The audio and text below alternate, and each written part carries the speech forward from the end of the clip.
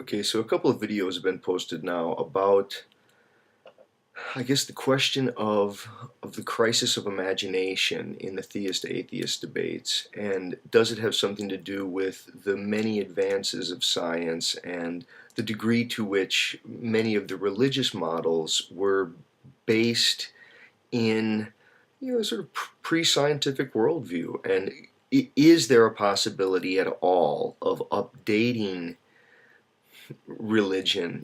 Could you have a religion that is now robustly informed by science? And to what extent are, I guess, the discoveries of science placing limits upon religious thought, or is it just a crisis of imagination? And so I'm going to see if I can jump into that. Now, there are many books that I would want to give a shout out to for the people who are in the most scientific communities. The one that I want to give a shout out to is Reinventing the Sacred by Stuart Kaufman. Please, people, check that out. This one here, I got the interlibrary loan sticker, so you can't see it, but it's called A Third Window by Robert Jolanowitz. And it's got an introduction as well, or foreword by Stuart Kaufman. I think both of those, they're really sort of the solid beginning of, I guess, the kind of scientific worldview that questions mechanistic, atomistic reductionism. And it starts to move toward questions of what would it mean to say that the universe itself is intelligent, and that the intelligence that we have is symptomatic of that. And I think that's part of the issue. Another really great book, and this is Simmel's The Sociology of Religion, where Simmel's, he's a sociologist, and he's trying to tackle, I think, in some way, this issue of self-relation, and what do we do with the organism who has self-relation as one of its characteristics. See, I think that's part of the problem, is that the self relates to itself, and we relate to others, and we ultimately can imagine a divine, we can imagine an ideal interlocutor, we can imagine a person who is completely unbiased, and it's our imagination. In the same way that we imagine another person when we're having a discussion with them, or in the same way that we have to imagine ourselves in order to have a discussion with ourselves. See, I think imagination is much more potent and more omnipresent than maybe we realize at first pass. Okay, I think part of the way to come at it is materialism itself going to suffice? Now, it's not to say that there's something outside of the material, but that there are certain kinds of dynamics that come into play with, I guess, with crowd behavior, with interaction effects, with combinatorial effects, and that some of these aren't really reducible to the material themselves as much as the arrangement of those materials. And we might even say too that there are, what we mean by materiality is partly the problem. That clearly there are many things in science that are real but immaterial. We talk about forces. When we start to talk about gravitational forces, or when we talk about magnetic polarity and things like this, that there are ways of the material, well, for lack of a better word, we'll say acting in a certain way because of certain alignments and relations. Now, you might say none of these need the supernatural. We don't need to make an appeal to something that's outside of physics. Okay, that nothing has to violate the laws of physics, and maybe that's part of a cap out of imagination. But I would want to move instead toward, I guess, these larger questions of what can one mean, what is it possible to mean when one uses a word like the divine or God, even. It's such an extreme, the word God. I think that for an imagination pump, yeah, no creator, no guy, no being, no entity, no thing that's there as a referent for the word. It would have to be instead, I guess, more of a question about what our relations and how our relations as real as things, and could there be could there be ways of relating to oneself through an ideal that is an essential part of who we are? That do we need idealized interlocutors for our own growth and development and our own self-becoming? And is that part of the natural order of things? Now, whether one wants to call that idealized interlocutor something completely secularized, like the idealized scientific community, or the idealized philosophical minds of the past. I mean, I think we do it in very secular ways, but it's a limited in its imagination compared to ultimate alterity, and compared to some pantheistic views where God is all of nature but more than nature, and to try to imagine that some tiny little animal chattering noises, who's trying to take its noises so seriously, could comprehend what is so beyond anything like knowing. I mean, the whole notion of knowing, would God have to be known, or is knowing even, is that part of the problem of imagination?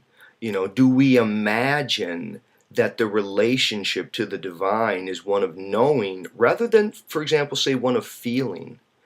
And could it be that when we drift from, I guess, senses of awareness, senses of feeling, to the strictures that come with knowing, we're automatically sort of bumped into a scientific paradigm and all of the pre-requirements and the necessities therein, right? But if you go back to this question of, like, here would be a way to come at it. Like we think so much about knowing, and we have classes in epistemology, and we think it's as if, we sometimes cast it as if the universe yearned to know, or that we want to know, and we pin it in terms of knowing. But maybe it's more a yearning or an impulse to be known, and that the divine doesn't know anything, but it's the yearning impulse to be known.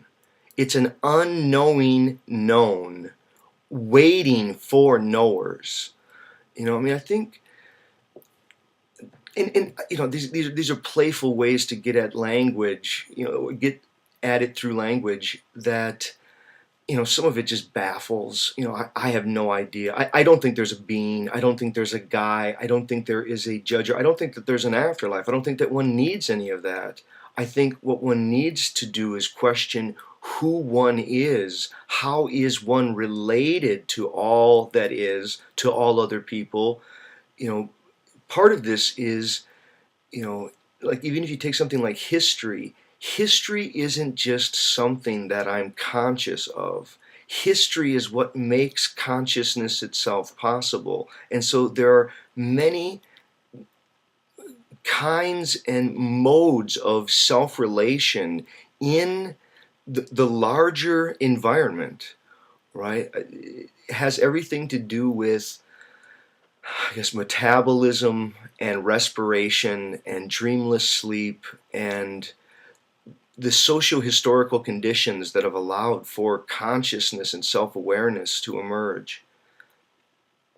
I think that if one wants to open up imagination, part of the task would be to ask, what are those experiences that we have come to know in our lives, and do any of those give us clues to what a super I mean, an absolute supreme intelligence would look like. Now, maybe a supreme intelligence wouldn't be knowing at all. So I think sometimes you see the centipede as the metaphor, where the legs can't be consciously attended to at all. It's all just sort of doing what it does. And again, maybe conscious reflective awareness is the wrong, those are the wrong word choices to describe a kind of supreme intelligence. Maybe it's purely knowing how without knowing that. There's just action informed by, I guess, the possibilities as they unfold, right? But I think if we look at our own experiences, again, if you go back to that issue and you say, well, what are some of those experiences? I mean, I think there are fun and playful, sort of imaginative ways that we can think about, why is it that we're, I don't know, we're somewhat happy as we struggle and give our time to, I don't know, objects of great beauty. Why is it that we're sort of miserable when we get everything we want? What does that tell us? What is there something about the range of human experience and the kinds of limits and failures that we have and we endure? And I mean, what is it? I'm going to end with this. Like take mystery. Mystery is always a fun thing to think about. Like what is the experience of mystery? Like it's obvious that there are many things that we'll just not know, but not everything that's unknown is felt to be mysterious. So there's some sort of sense of mystery. Now, if one imagines, for argument's sake, something like an omniscient God, whatever that is, a principle of being that would be all-knowing in its very orderliness, it would seem like the one thing that it couldn't know or experience would be mystery. And it's odd that humans often associate deep felt experiences of mystery with experiences of the divine. I mean, it could be that, again, the divine was seeking the mysterious. And so when we, in awe, feel the mysterious, we somehow associate that with the divine. Now, do I think that's true? No, but I think it opens again to this sort of phenomenological question of what is experience and how does experience give clues to, I guess, this problem of cosmic self-relation and the problem of who are we and what is all of this. I don't think we need an answer, and I don't think we need a being. I think we need to really open to the question and ask, how do our experiences give us clues to, I guess, the possible meaning horizons, right, that are available in those questions. Okay, so thanks, you guys.